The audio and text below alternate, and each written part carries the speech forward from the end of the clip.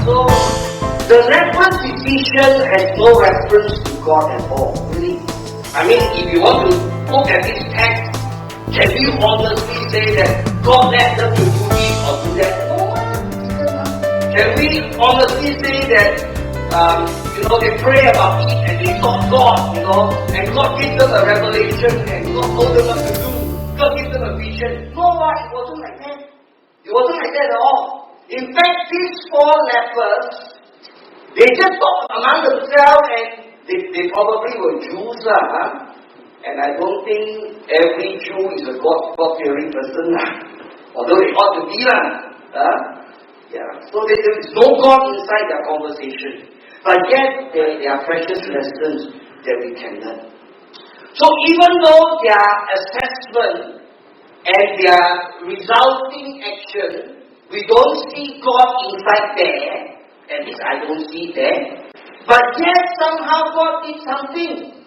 So at twilight, when they begin to see it was getting dark, twilight is getting dark, sunset, so they walk quietly to the enemy's camp. Somehow God used their action, that walking action towards the enemy's camp. God used their action and caused the enemy to fear something else. The enemy heard chariots coming. The enemy heard horses coming. The enemy got panicked and thought that Israel has engaged the mercenary, the great army, to come and fight for them. So in that panic, the enemy jabbeted, they ran away. They left behind gold and silver and food and clothing. So while their assessment and their decision and their courageous advancement wasn't spirit-led, if I can use the word, God used their action. Then when I was studying and reflecting, let's say they didn't make that decision.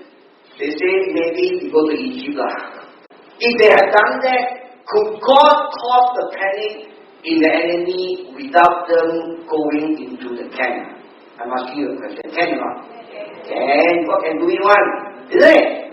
So don't put God in a box. Never ever put God in a box. So in this story, God used their action.